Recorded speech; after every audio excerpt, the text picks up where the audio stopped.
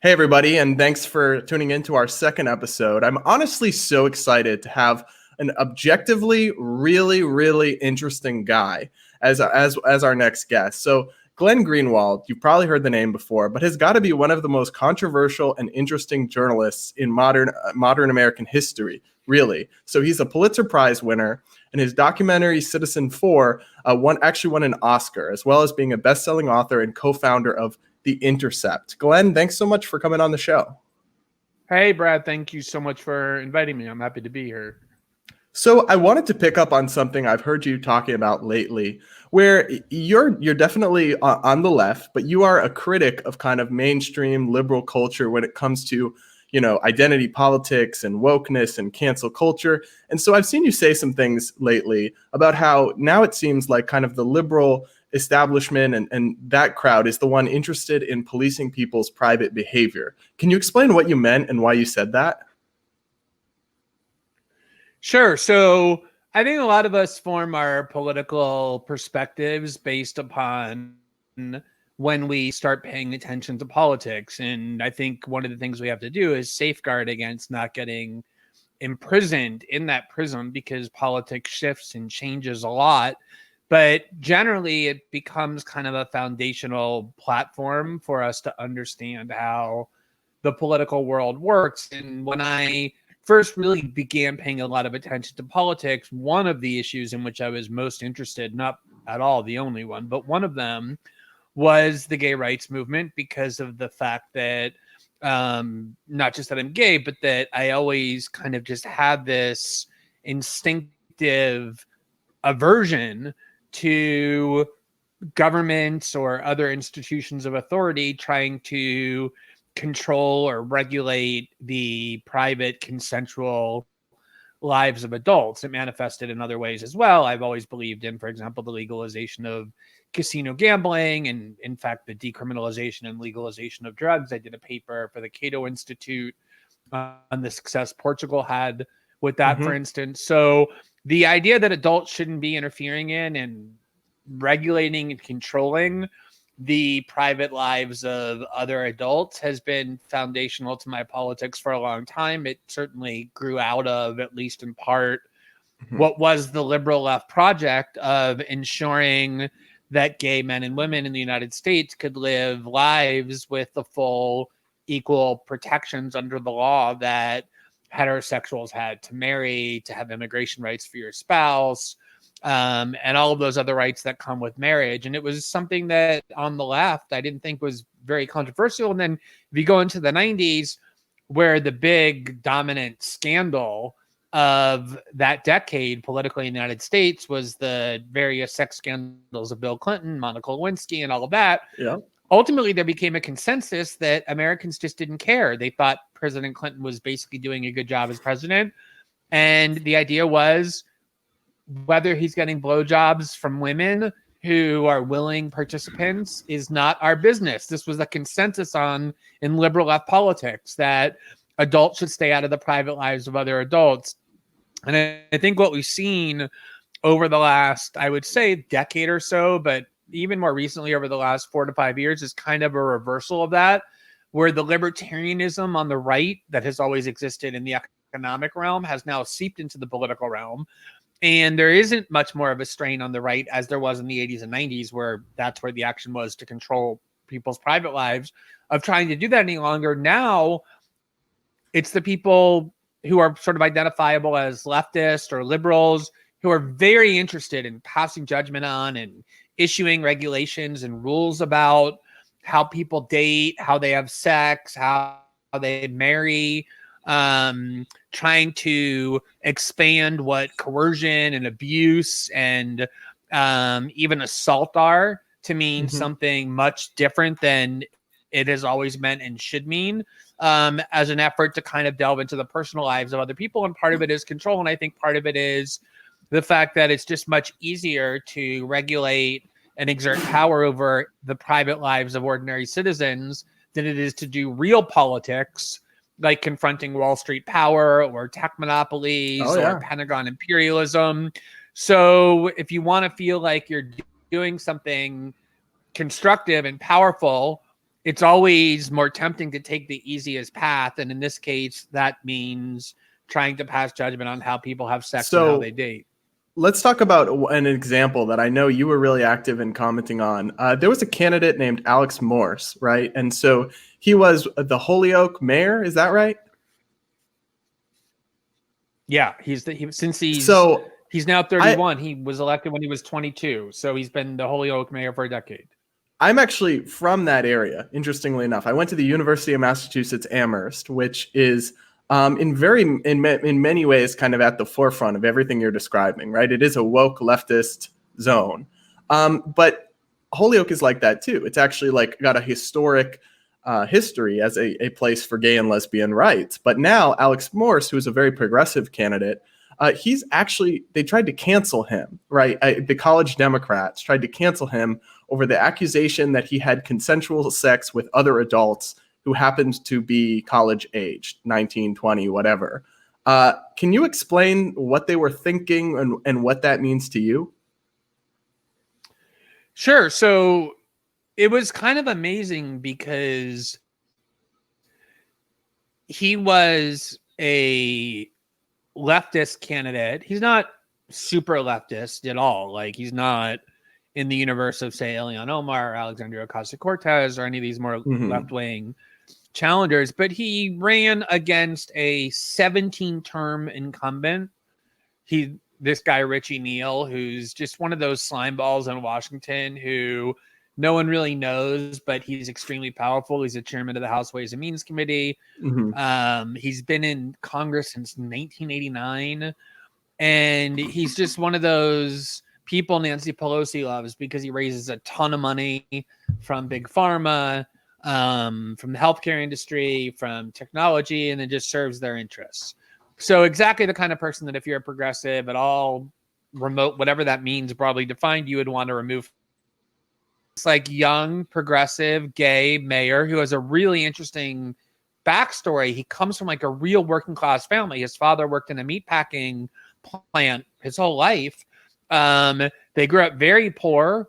They had the kind of tragedies in their family that a lot of Americans from working class backgrounds increasingly are having. His brother last year, in fact, died of a heroin overdose. He became an opioid addict and died of a heroin overdose. He was the first person to go to college. He went to Brown. He was like, a super smart, exactly the kind of person that you would want in progressive politics if you actually care about ways that you're saying. And he was running against the worst kind of person that you want to remove if you want to reform Democratic Party politics. And yet they tried to sabotage his campaign by releasing a letter, the College Democrats of Amherst, Massachusetts, essentially saying that he was no longer welcome at college Democrats events. And his crime was that he had consensual sex with students. Remember, he's 31 years old. He's not 60. He's 31 years old. So he just got out of his 20s himself. There was no suggestion that anything was non-consensual. The people that he had sex with are adults who consented to have sex.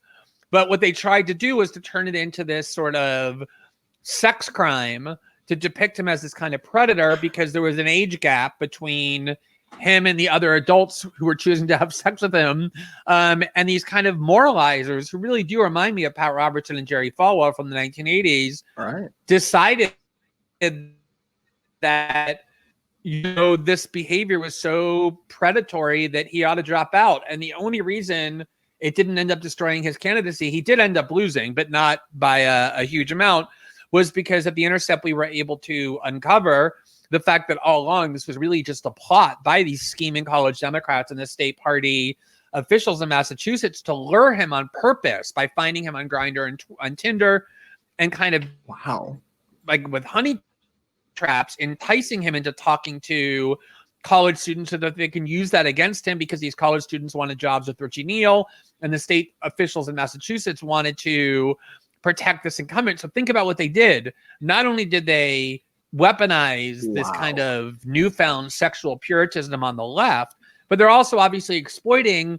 old homophobic tropes about gay men being predators, about gay men preying on young males in order to kind of lure them and convert them. But this is the new political ethos on the left that played out in one of the most flagrant and grotesque ways in this race. Yeah, I'm really glad for the coverage that you did and the pushback that you did on this issue, and a few others pushed back on it as well. My friend Robbie Suave at Reason, but I was so bothered by it because, like you mentioned, this is an old homophobic trope. Like, I have had anonymous Twitter accounts say that I'm a perv or a creep or a danger to children just because I'm gay thousands of times. And obviously that is a fading trope, but it was a long thing for a long time. This like scare about gay people that's not borne out by any research or statistics or reality, but that they're predators or they're going to come for your kids. And also, so one, they tapped into this disgusting, bigoted trope to get ahead politically, and it sounds like to get jobs, which is really, really disgraceful. And so I'm probably the farthest thing from an Alex Morse supporter on the politics, but I don't want to see anybody accused of something so heinous for baselessness. And there's also another angle I want to touch on is there's something infantilizing about that, right? Because you're saying that 19 and 20-year-olds who we consider adults and legally have the power to consent are somehow being preyed upon by voluntary consensual sexual activity that they sought out. To me, that's disturbing. That's like regressive. I don't even understand that. What do you think? Yeah, well, interestingly, I mean, there's a book, Coddling of the American Mind, which you may have read, that I put to everybody, about how essentially because of this kind of overprotective parental approach that began, I would say, with younger Gen X parents and then extended into kind of older millennials. There's this now protracted, retarded growth process where kids stay as kids even once they're adults, which is why, for example, when they go to college, I mean, I remember when I went to college, I couldn't wait to get to college because I felt like I'm finally liberated from my parents. I'm going to get to be an adult. I'm going to have all the freedoms of life, have this liberty. I didn't want to be protected by my parents or by college I didn't want action at all. I wanted liberty. I wanted freedom. I wanted to live as an adult. Whereas they have the opposite. Their idea very much is, oh, well, no, we're not. We're little fragile children, even though we're like 19 and 20 and 21 and we can vote. And now we can drink and we can go fight in wars. We still want to be treated as children. So, instead of kind of like pursuing adulthood and rushing toward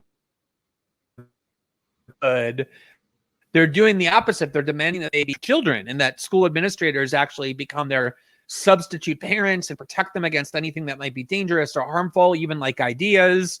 Everything is now begging school administrators to exert more power over their lives. And it's now extending even into the workplace. So once they leave college, they no longer have their parents, and then they no longer have school administrators. They now use HR departments to protect them from whatever bothers them. They're like the little princess and the pea, you know, that story of the princess who's so delicate and fragile that she has a little pea underneath her 18th mattress. And it just bothers her so much because she's so fragile and sensitive and has been taught that nothing should ever disturb her in life. That's what they're like. They're little princesses who believe even in now, not even into like college age adulthood, but into post-collegiate adulthood when they get into workplaces, which is why there's so much generational conflict now in workplaces between older managers and younger employees, that their expectation is they're supposed to be shielded from anything. And I was saying when there was a little bit of an interruption that there is like a personal component to it for me that gives me a lot of insight. Because my husband, when I met, my husband of 15 years, who's now an elected congressman in Brazil, we have 2 children together. But when we met, he was a few weeks away from being 20, and I was 37. And this is something that liberal Twitter and online Democrats recently discovered and have been trying to deploy against me. And the angriest person about this is not me, but him, because he's listening to these kind of like white liberals in the United States talk about him like he's some sort of manipulated, agency-less little brown boy who can't make decisions in his own life. He just got tricked by someone more sophisticated and advanced than he, and it infuriates him for him to be talked about as though he were just some kind of child when he was in fact an adult. Some of it is cultural, right? Like, he grew up as an orphan in one of the most deprived favelas and had to live and defend himself without parents. Whereas, 19 and 20-year-olds in the US, it is true, sometimes live at home until they're 20 or 21. They spend their times, at frat parties protected by administrators. So there is a childlike quality to them, but they are adults, right? And what I wish is that the left would just come out and start being more honest about it and saying, instead of just kind of trying to pass judgment on people and moralize, just let them advocate what they really think. Like, they're always citing these neurological studies claiming that our brains aren't fully formed until we're 25. Let them say that the age of consent should be raised from 16, which is what it is in most states, to 25, so that anyone who has sex with someone under 25 is guilty of statutory rape. And let them try and advocate changes in the law so that there's no age gaps permitted. So if you're 32, right, you can only have sex with somebody 26 and over. This is what they believe, so let them advocate that. Or maybe better, they should just stay the fuck out of the lives of other adults. That would be the better thing. If they're not interested in that, at least be honest about what they're actually doing. Right. So it seems to me, and I've talked about this a little bit in the past, but like, they're trying to have two standards, the legal standard and then the moral standard they can use against you when it's convenient. And so I agree with you. I've written about this. If you truly believe all these things, you need to advocate for raising the legal age of adulthood to at least 21 and make your case. And if you can convince people, great. But if you can't start going back and retroactively canceling people for entirely legal, uncontroversial, consensual behavior between legal adults. And there's something almost, it's funny the way you describe how they approach your husband. There's something for these supposedly woke people, kind of paternalistic and racist and condescending about that. And that gets me to the next thing I want to ask you about is, the thing I find most infuriating about this kind of woke left's new standards is not just that I think they're bad standards and I think they should get out of people's lives, but it's also that they're double standards. So you have people like MSNBC's Joy Reid. I think you're familiar with what I'm about to discuss.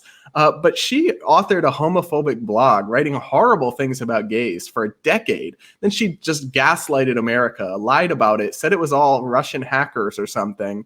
The FBI and the New York Times said that's not true. And yet she just keeps her job at MSNBC. It's a non-issue. Yet you have people like David Shore, who just a progressive data analyst who just accurately tweeted the findings of a study, and he got mobbed and possibly lost his job because of it. So it's like, I want to hear you speak to this, right? But how can you have these super harsh standards that you selectively impose, but then not abide by them when it's kind of liberal establishment figures? Yeah, I mean, not only, by the way, did Joy Reid write, like years worth of extremely anti-gay vitriol, and I'm not talking about in like 1993. I'm talking about like in 2006, 2007, 2008. But even more recently, she was writing stuff that was incredibly disparaging of people who were trans. When Chelsea Manning, for example, was arrested for being the source of WikiLeaks, and then I reported about the abusive prison conditions in which she was being held under the Obama administration. Joy Reid wrote some incredibly ugly stuff, basically saying once Chelsea came out as a trans woman, that it's almost certain that the reason she leaked this information wasn't because of the reason she was claiming, which was out of a conviction that she had uncovered serious war criminality and barbarism in the Iraq war that she felt the American people had a right to know. No, Joy said, it's because of the mental illness that she suffered as a result of her gender dysphoria. The kind of thing that, like, if you were to just say and not be Joy Reid and not have her Cancel. politics, you would probably be fired for her. Yeah, not just canceled, but like fired for her. So that's, of course, what's going on so much. I mean, look at what Joe Biden said when he was interviewed, man, to his face. You're not really black if you have any doubts about whether you should vote for me. But he's a Democrat. And that was like a 5-hour news cycle at most because he's a Democrat. Role. So it's all weaponized. It's all weaponized. It's all cynically invoked. You find it over and over and over where Democrats are completely free to say the most hideous thing. I'll give you one more example about Joy Reid because it's a lot more recent. You probably remember that time when Elizabeth Warren's office leaked that Bernie Sanders had claimed to her in private that a woman couldn't win the presidency. Oh yeah, I remember that whole fake outrage. Play on this theme that Bernie Sanders, was sexist. And he denied it. He denied it in public. Joy Reid invited onto her show a body language expert, which is already like just the most quasi-scientific idiocy.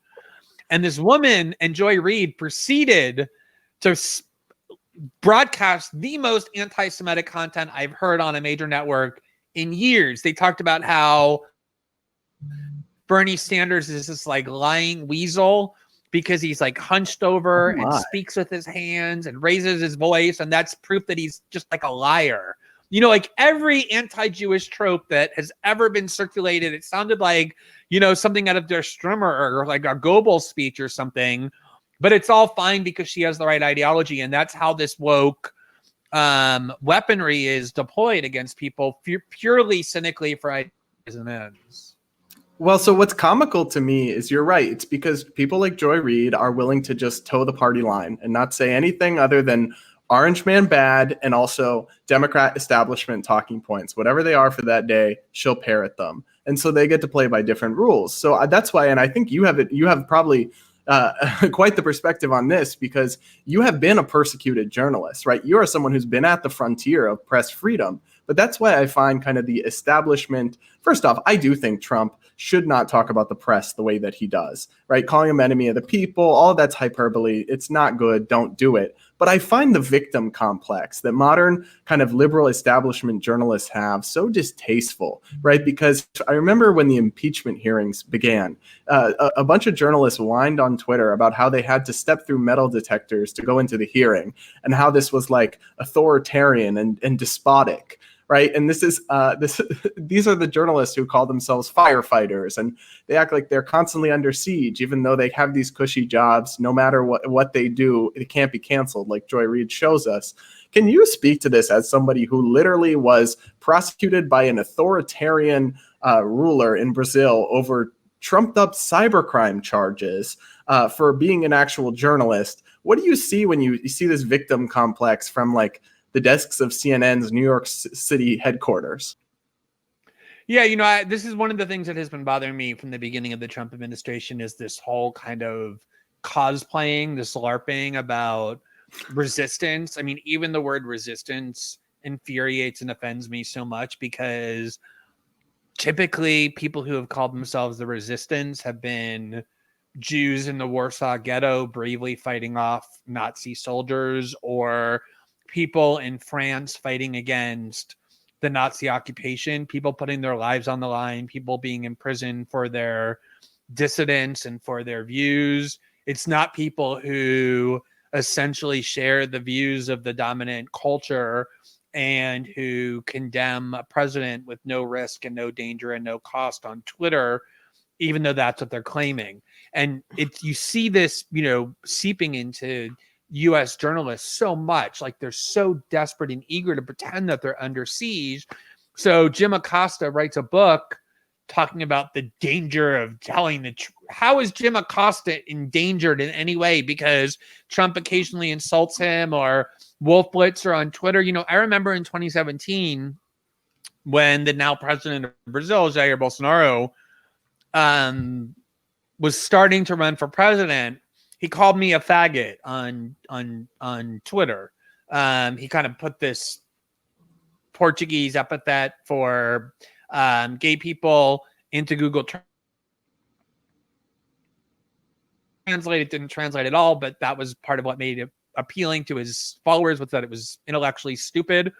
And I'm not saying I loved it, but I didn't think about myself as being in the like universe of journalists who are being imprisoned and prosecuted for their journalism. It was just like an insult. But it did evolve into politician who well, right. And like one of the reasons why I have that in perspective is because in 2013, when I did the Snowden reporting, I wasn't able to leave Brazil for almost 14 months because the U.S. government was threatening both privately and publicly to arrest me if I left Brazil and came back to the United States. And then, as you suggested in your question, when I was doing the reporting on the Bolsonaro government last year, the series of exposés we did from our source, Bolsonaro repeatedly threatened me with prison. I was physically attacked by a pro-Bolsonaro journalist while live on the air. We had death threats. Neither my husband nor myself have left our house without armored vehicles and armed guards for a year and 3 months now. And then ultimately, the Brazilian government did criminally indict me for something like 126 felony charges that for now got thrown out only because the Supreme Court had issued a ruling protecting my press freedom, but they're now appealing that decision, throwing out the indictment. So they're still trying to imprison me. So, Julian Assange is in a prison in the UK where the US government is trying to, that's an attack on press freedom. Those are persecutions of journalists. Being mocked and insulted by a president or a politician on Twitter, I'm not saying it's nice, and I agree with you. It's not, the decorum isn't great, but they're so kind of fragile. It gets back to that fragility issue we were talking about, that they really only care if their friends are insulted, but they don't actually care about real attacks on press freedom. Right. I mean, and you maybe could speak to this a little bit, but I saw some journalists who I would say are in the mainstream kind of speak out in favor of you. But what was the general response when you faced actual legal charges for exposing corruption in the Brazilian government were from like mainstream U.S. journalists? How much support did you receive, and was it enough? Or yeah, I mean, I have to say, like, during the time we did the Snowden reporting as well, I remember I went on Meet the Press, and at the time the host was David Gregory, and he openly suggested that I ought to be arrested for my work I was doing with my source Edward Snowden, and the revulsion among even mainstream journalists who hated me was pretty universal. And when the Bolsonaro government announced that it was criminally indicting me, the U.S. media and the media in the West was pretty much unified as well in denouncing the Bolsonaro government for its attacks on me. The New York Times and the Washington Post editorialized, National Review editorialized, the Wall Street Journal and the New York Post editorialized, like across the political spectrum. But I think the reason for that is that although I still am very much on the outside, I have worked for mainstream media institutions before, including Salon and then The Guardian. I won a Pulitzer. The Intercept is maybe not beloved, but regarded as a legitimate news outlet. So, and I think the big reason is that the West hates Bolsonaro so much. That was really what motivated it. But in the case of Julian Assange, for example, they hate him so much and don't regard him as part of the club. I at least have one foot in the club. He has no feet in the club. So that's why you see very little concern about what's being done to him, even though the precedent that the U.S. is trying to use against him was the same theory that the Bolsonaro government invoked to try and criminalize me for the work that I was doing. So much of this has to do with in-group behavior. Journalists are very tribal. And that's the thing that's really disturbing. And I think more broadly, it points to this pathology in our discourse that people have lost the ability to think in terms of principles that are universally applied to people, whether you like them or not, agree with them or not, and can only think tribally and about personalities. And that, I think, is one of the biggest defects that we currently have in how our political debates play out. Completely. And I guess I'll shift gears a little bit because I want to touch on some of the reporting that you've done over the years that's put you at real risk and in real jeopardy. So you'll have to forgive me. I had not seen Citizen 4 until last night. I watched half of it, and I'm going to finish it. You have to forgive me because I was only like 15 or 16 when it came out. So I hadn't seen it. I told you I did. That really makes me old. I do not want to hear that. I'd like to. So I'm already startled by it, right? I consider myself a Fourth Amendment hawk, right? I'm libertarian leaning, but this is not my area of expertise.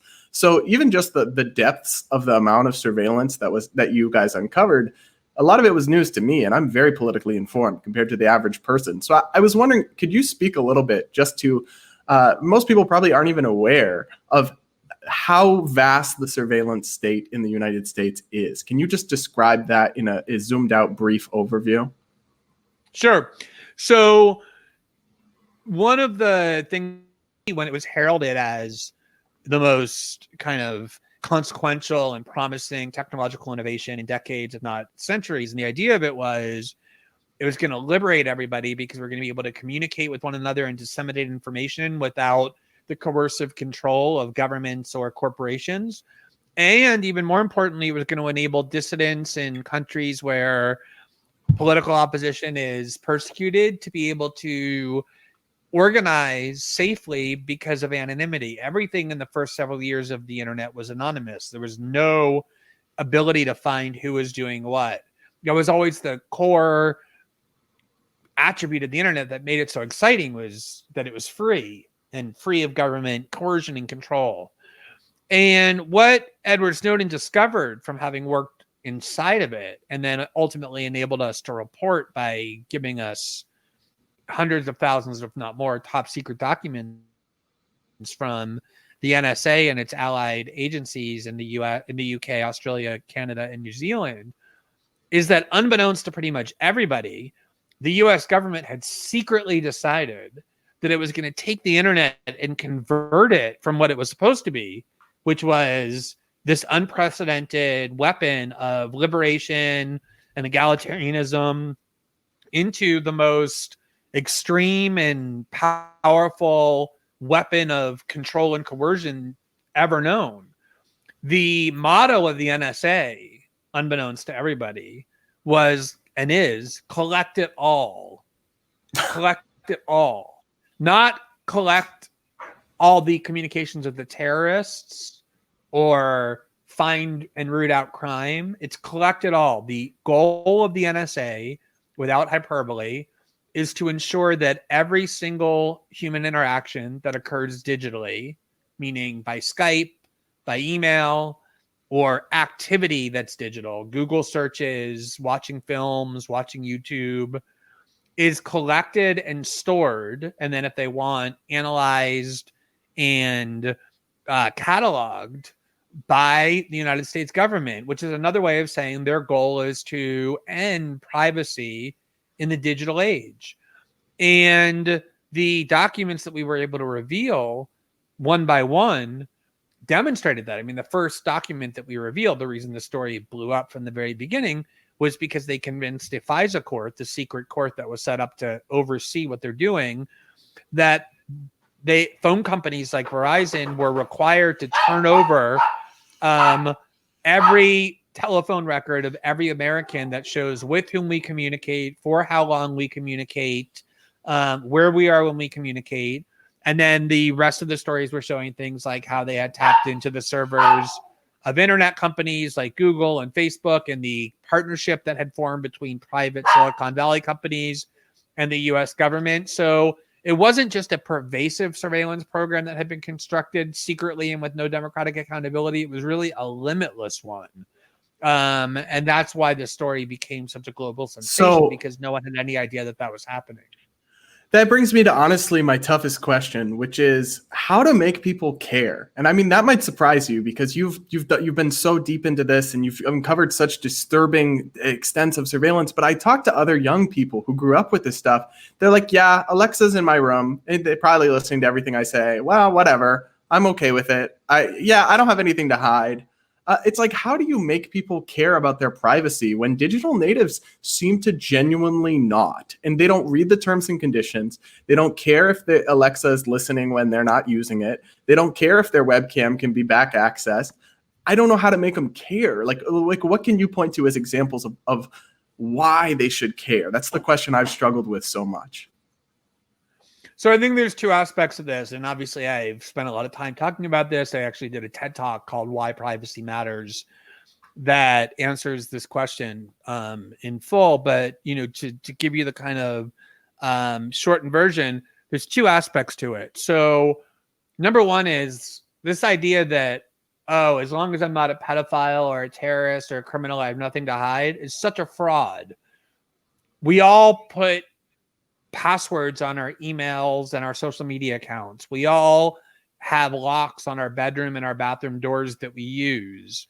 And the reason is because we all have things to hide. There are things we're willing to tell our spouse or our best friend or our physician or a psychiatrist that we would be mortified for the rest of the world to learn. If we are political animals in the sense that we do have a need for other human beings to know what we're doing, which is why we post information about ourselves on social media or have always lived in communities. That is a basic human need. But we also have a need to have a realm that we can go to, a private realm where we can make decisions and explore without judgmental eyes being cast upon us. That's the realm in which things like dissent and creativity exclusively reside. And so a world in which you know that everything that you're doing is being monitored and watched is a world that's going to breed complete conformity. Because if you know that everything you're doing is subject to being scrutinized and judged, the range of choices that you have diminishes severely. And there are a lot of psychological studies that demonstrate this, but you just can see it intuitively, right? The things that we do when we're alone are much freer than the things that we do when we know that other people are watching. So if we allow a society to emerge, and, you know, Silicon Valley has gone out of its way to encourage people of your generation to think that, like Mark Zuckerberg infamously said, that privacy is no longer a social norm. Eric Schmidt, the CEO of Google, said, when asked about all the privacy invasions that his company is responsible for, he said, well, if you're doing something and you don't want anyone to know about it, that's a pretty good indication that you shouldn't be doing it in the first place. Like a very authoritarian mindset, that the only people who have something to hide are people who are bad people.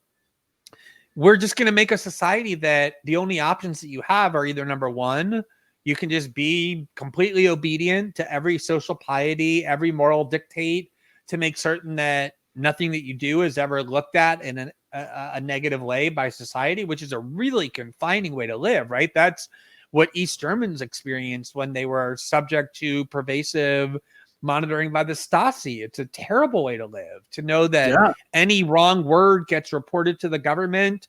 That's a destruction of a core human freedom. But the other aspect of it is, you know, and it's what we were talking about earlier, alluding to earlier, is with cancel culture and the like, is that none of us is perfect. We all go through stages where we say things and do things for any number of reasons. Because we're ignorant, we haven't thought it through, we're purposely being transgressive. And so I know when I think about my kids who are 13 and 11 growing up in a world where every comment they make is going to be forever kind of put in their proverbial permanent record, that's a really scary thing to think about. You know, there was this just one example of so many, this football player who was a quarterback at Ohio State, Kyler Murray, who won the Heisman Trophy when he was 21. And, you know, it's a big deal. It means he's the best college football player in the country, going to go to the NFL. And some scumbag at like USA Today decided to like go search his Twitter history and found that when he was 14 and 15, he and his friends were calling each other faggot and using other kind of epithets and tried to, and publish it to try and ruin his reputation. So your friends who are saying I have nothing to hide, trust me, they have things to hide.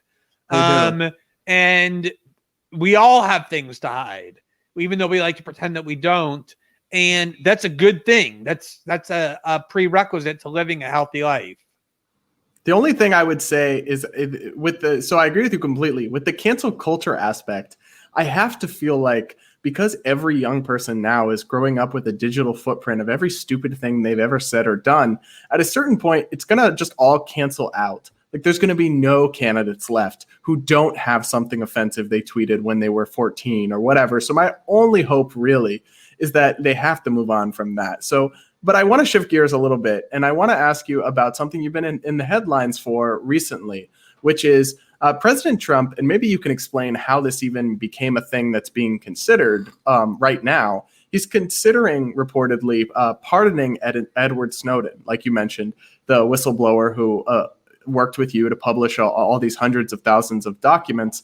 Can you sum up the case for his pardon quickly for people who are just not super in touch with the case and the issue? Yeah, so Edward Snowden is somebody who, when he was 22, wanted to go join the U.S. Army. He enlisted because he wanted to go fight in the war in Iraq. He believed in the goodness of American foreign policy, but he broke both of his legs in basic training. So instead, he went to work for the CIA and then the NSA to serve his country. But while working within it, became very disillusioned and saw that the mythology with which he had been indoctrinated was fictitious, that so much of what the government was doing was actually quite barbaric and evil and very much at odds with what it was that he had been taught, and so many of us have been taught about what our government does, one of which was what I described earlier, which was the construction of this incredibly invasive, ubiquitous, and dangerous surveillance system. So we took these documents that proved that this had all been happening, and the final straw for him was that James Clapper, the senior national security official for President Obama, the head of the Department of Homeland Security, went before the Senate and was asked by a senator whether the NSA collects data en masse on American citizens. And he responded, no, we do not. And Snowden was holding the documents, proving that that was a lie, and felt like in good conscience he could no longer conceal this information that the public had the absolute right to know. Now, there's a lot of things you can do if you are in possession of that many top secret documents. You could sell it to Russia or China or Iran or North Korea and make a lot of money. He didn't do that.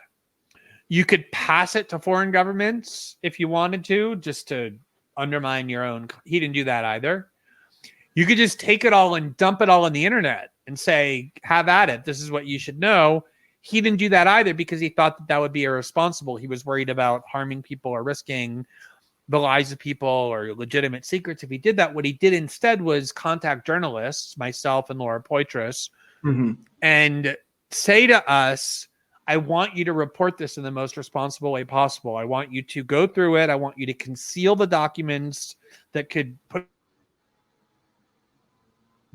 people in danger and only report what the public has the right to know. And a condition that he insisted upon was that we not publish anything without first going to the US government and giving them an opportunity to convince us that we shouldn't publish a particular document because it would endanger people, which we did in every case. So he acted in the most responsible possible manner possible, in a way that was designed to strengthen the democracy of his country, to expose criminality and deceit on the part of the most powerful people in the country, which is the most patriotic thing you can do. He's already been punished because the Obama administration had indicted him immediately, and he got asylum in Russia, where he's lived for the last 7 years, away from his family, away from the country that he grew up in and loves. And there's been no harm to anybody as a result of these disclosures. Not even the U.S. government claims that. So President Trump himself, during the 2016 campaign, saw how dangerous the spying system is, because as courts have concluded, and as inspector generals in the Justice Department have documented, those spying systems were abused for political ends during the 2016 campaign to spy on people unjustly associated with the Trump campaign, including Carter Page. So I think President Trump's understanding is, here's somebody who exposed things about people who I believe are evil: John Brennan, James Clapper, Susan Rice, Jim Comey. And he exposed a system that has been abused against me. Why is he being punished as opposed to celebrated and welcomed? Which is exactly what he should be doing, right? If somebody sells secrets to a foreign government, they're a spy. If they pass secrets to an adversary government, they're a spy. But somebody who comes and brings information to journalists, and every newspaper on the planet decided that this information was necessary for the public to know. The New York Times published some of it, The Guardian, The Washington Post, Der Spiegel, Globo in Brazil. We won the Pulitzer for public service for this information. Clearly, he did a great good for society. Why should he be in prison? He should be applauded and welcomed. And I think that's the case for a pardon that's being made by people like Rand Paul and Matt Gaetz on the right, as well as Tulsi Gabbard and the ACLU on the left. Love Tulsi. We could do a whole podcast about Tulsi derangement syndrome and how much people hate her, despite how, like, I don't agree with a lot of her policy views, but she's just objectively a very good person from all the looks And of she's it. she's a good person, and she's a free thinker, and that's what people hate the most. Right. She just is not able to be put in a box, and that's what drives people insane. I want to probe you on your philosophy a little bit, because everything we've talked about now, it's like we're so simpatico, and I'm like a right libertarian, but I'm a civil libertarian like you. But correct me if I'm wrong, because I don't want to misstate any of your views, but you generally support kind of a Bernie Sanders approach to the economy, Medicare for all, that sort of thing. I'm wondering how you square, and correct me if that's wrong, but I'm wondering how you square that kind of big government approach to the economy with all you've witnessed over the years of government control being used to hurt individuals and be abused. How do you square that circle? Yeah, it's a really good question. It's one I've, talked a lot about because I've always, my focus in my journalism has typically not been on the economy. It's been on issues where people on the left and libertarians kind of find common ground: surveillance, privacy, anti-imperialism, anti-drug wars, things like that. So I have often been asked by libertarians, why is your distrust of the government in those areas not applied to giving it more control over the economy? And it's a valid question, but my answer is the following. We don't actually have a free market in the United States. Free market capitalism is a myth. It doesn't exist in the United States. The government exists to serve the interest of the largest corporations. The largest corporations control the government by virtue of how our politics is funded.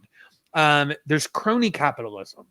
We saw that like in 2008, the government bailed out Wall Street. It didn't tell Wall Street, look, guys, sorry, it's the free market. You failed. No, it took taxpayer money and it lavished almost $1 trillion, and it did it again in the COVID crisis.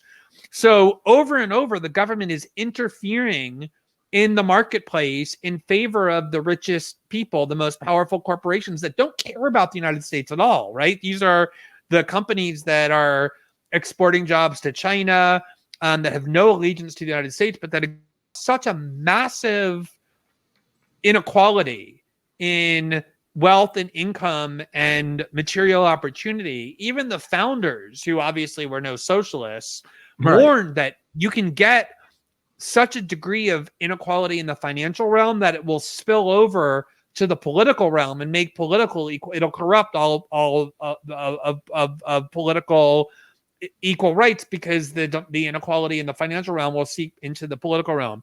So when you have a society like we have, in which every metric is incredibly disturbing, life expectancy is decreasing, suicide rate is increasing, huge numbers of towns are being dismantled because they have no jobs, people can't send their kids to college, they can't have access to healthcare, I do think it's the government's responsibility to ensure that inequality doesn't become so large that we become a plutocracy or an oligarchy as opposed to a republic, which is, I think, what's happening.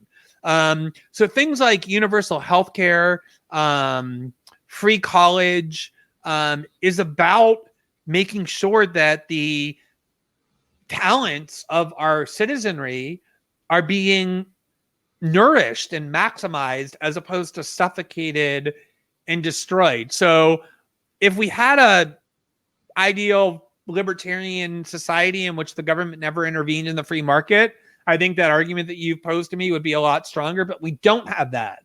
So my argument is really that if the government is going to be intervening in the free market, it ought to be doing so not for the benefit of Apple and Facebook and Goldman Sachs, but for the benefit of workers, for the American people. And that's what I think that kind of soft socialism is about.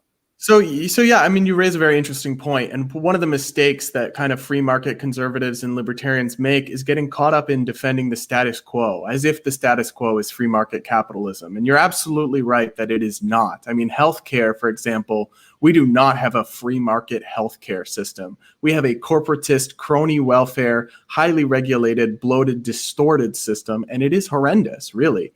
But I guess the difference that you and I take there is that I want to take us to the free market direction. I want to abolish the corporate welfare. I want to loosen the regulations that favor incumbent businesses and do all of those things.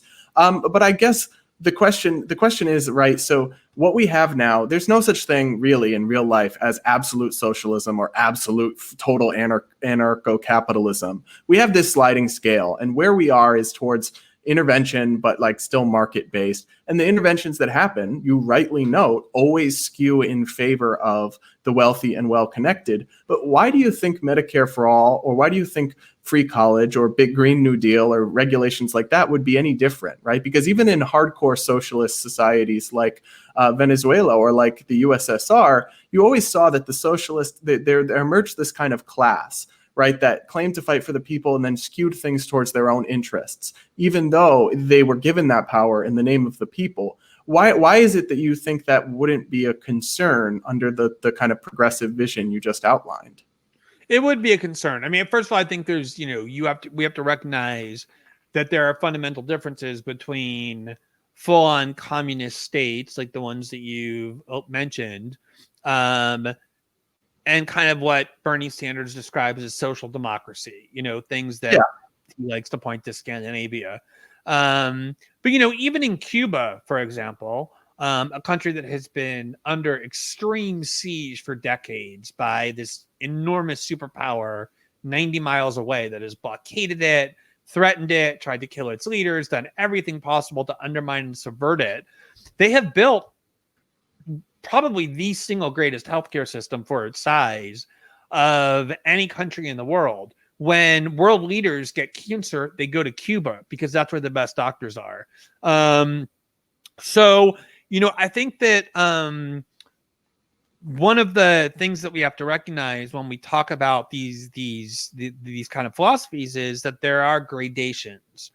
And I think, in order to get back to what you're describing, which is this genuine free market capitalism, the amount of reform that would be needed would be so radical. You'd basically have to uproot the entire political system. As long as you allow, for example, political donors to donate unlimited amounts of money to PACs and other things, you're going to have the richest controlling the government. And one reason why I was so excited about this, who are funded by corporations through just small donors, it's kind of revolutionary, right? To have politicians who are now captive, not to Goldman Sachs and Silicon Valley, but to working people.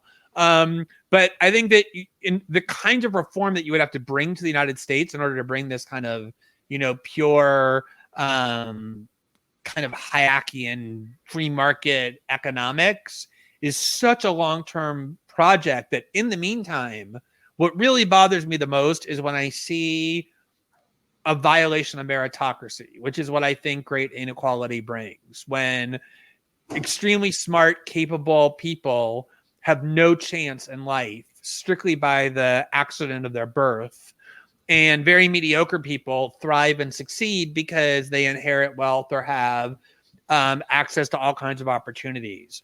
That's really what drives me the most when I think about economic inequality, is the unfairness of that, but also how much is lost in a society in which people, simply by virtue of the accident of their birth, are denied basic opportunities because of this economic deprivation. And I think it's crucial to solve that. And you can say, well, a free market economy will do that. I'm not really convinced of that. But even if that were true, it's going to take decades, if not longer. And I think in the meantime, we have an obligation to people living in communities racked by addiction and alcoholism and depression and shuttered factories to act more quickly to provide them with at least the basic necessities of life, like healthcare and education, that enable people to live a minimally dignified life. Good. Yeah, I'm glad we fleshed out that distinction, because I think a lot of people who follow me or you follow on one side of that spectrum of left-wing civil libertarians or right-wing civil libertarians. And it's a fundamental ideological divide, but it's a conversation worth happening. I don't want to hold you up. I don't want to hold you up all day, but I want to ask you about a couple things. Tell us about your 29 dogs. Well, so it's funny, when I moved to Brazil in 2005 and then met my husband, I had one dog, and he and I adopted a second dog shortly thereafter. And then maybe a year later, We found 2 dogs on the street. Actually, he found a dog on the street that had been run over by a car, a puppy, with a homeless person who couldn't have paid for the surgery. So he picked him up and we did the surgery. So we had a 3rd dog, and then suddenly we had 5. And it just kind of like grew from there, because every time you find a dog on the street, malnourished or sick or suffering, and you're like, we have 7 dogs. What difference is it between 7 and 8? That's the mentality that leads you to suddenly have 27 dogs in your house. They're all strays. They're all dogs we've rescued or that other people have rescued who couldn't keep. And so finally, because my husband was threatening to divorce me if I picked up one more dog, not unjustifiably, we started a shelter that is kind of a unique model where it's a shelter that is run by homeless people who live on the street with their pets. So they already have demonstrated a kind of affinity and a love for animals. And we employ them there and give them social workers to kind of help them open bank accounts, manage their money, get an apartment, with the goal of teaching them the life skills to get out of the street permanently. But then at the same time, they take care of the animals at the shelter with incredible devotion, because that was already their passion, living on the street. Because I was really fascinated by the relationship between homeless people and their pets. Like, the devotion is unlike anything else that you'll ever see. And so now we have a shelter. So thankfully, we do still have 27 dogs at home, because there are dogs and we're not going to give them up to a shelter. Where can people So yeah, there's the pinned tweet on my Twitter page has a link to the page that explains exactly what the shelter is, shows videos of it, how to support it and help it. It's in this little town called Medicare, which is right outside Rio de Janeiro where we live. It's on this kind of beautiful farm. So the animals have tons. It's all, open air. None of the animals are in a cage. And yeah, that's the idea of the shelter. And so the final question I'm going to ask, and I'm going to make this a recurring thing for all my guests, because I've just become known for this apparently. What is your most controversial food opinion? Well, I'm vegan, so that's already kind of inherently controversial. And to be honest, I don't know. Maybe it's that I've never been a person who derived pleasure from food. Like, if you offered me a pill that I could take each morning that would provide me with all the nutritional needs to survive, I would take it in 1 second. I've always regarded eating as like an annoying waste of time. Interesting. So I guess those two qualify. Cool. All right. Well, thank you so much for your time, Glenn. It really great talking to you. Matt. Amazing conversation. Yeah, I've been admiring your work. I've had trouble placing where you fall exactly on the political spectrum, which I regard as a great compliment. Which keeps, being someone who's usually a heterodox and interesting thinker. Right. So it's been great following your work, I'm happy you invited me to come on your show.